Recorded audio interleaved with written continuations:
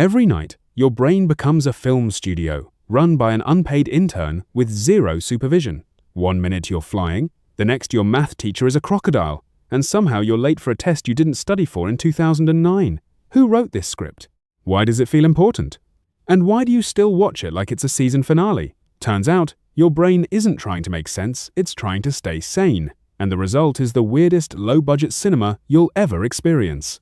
Your brain becomes a bargain bin film editor at night, grabbing random clips from your day, your childhood, and that one embarrassing moment from 2007 and smashing them together like it's being paid in expired coupons. Scientifically, this happens because during sleep, especially REM sleep, your hippocampus and cortex are busy consolidating memories, which means replaying and reorganizing experiences.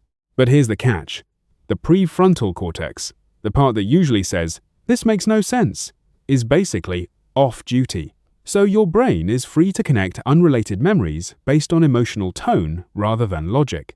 That's why your third-grade teacher suddenly appears in your office riding a giraffe. It's not random, it's emotional remixing. Think of it like a movie studio that lost its script supervisor and is now editing based on vibes. The result is a dream that feels meaningful but makes zero narrative sense, because your brain is prioritizing emotional processing over storytelling coherence. It's not trying to entertain you, it just accidentally does. Like a terrible indie film you can't stop watching because it's so weird. Your brain at night is basically throwing a rave while the bouncer of logic is asleep in the corner. During REM sleep, brain activity spikes to levels similar to wakefulness, especially in areas involved in vision and emotion, like the occipital lobe and amygdala. Meanwhile, the prefrontal cortex, the part responsible for reasoning, planning, and asking, "Why is there a penguin driving my car?" goes quiet. This imbalance is why dreams feel vivid but nonsensical. It's like a film studio where the lighting, sound, and special effects teams are working overtime, but the director has vanished and left a sticky note that just says, "Figure it out."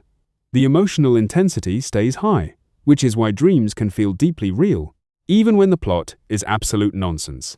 You don't question it in the moment, because the part of your brain that questions things is basically on vacation. So your brain produces a full cinematic experience, complete with dramatic tension and surreal visuals, but with the narrative discipline of a goldfish.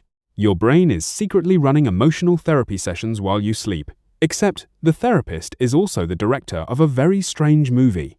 One leading idea in neuroscience is that dreams help process emotions, especially difficult or stressful ones. During REM sleep, stress chemicals like norepinephrine drop to very low levels, creating a kind of chemically safe space where your brain can revisit emotional memories without triggering full stress responses. So, if something bothered you during the day, your brain might replay elements of it at night, but warped, exaggerated, or mixed with other memories. That's why dreams often feel like they're about something without being literally about it.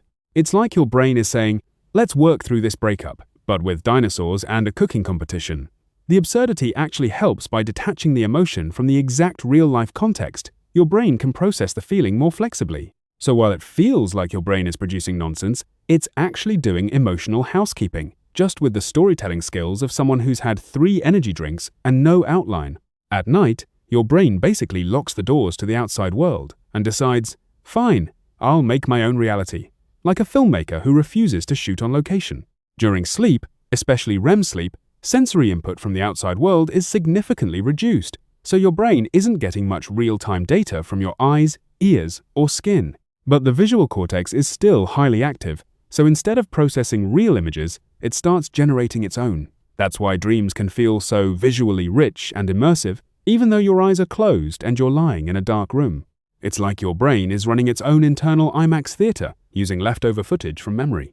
And because there's no external reality to anchor it, the brain just makes stuff up on the fly, faces, places, entire scenes, often blending familiar elements into bizarre new combinations. So when you're flying over your childhood home while talking to a celebrity who looks suspiciously like your dentist, that's your brain doing creative world building with whatever props it has lying around.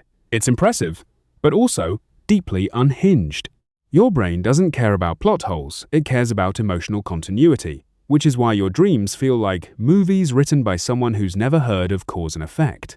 In waking life, your brain uses logical frameworks to organize information, but during dreaming, it shifts toward associative thinking. That means it links ideas based on similarity, emotion, or loose connections rather than strict logic. So instead of A leading to B, it's more like A reminds you of pineapple, which reminds you of summer, which reminds you of your ex, so now you're arguing with your ex on a beach made of pizza.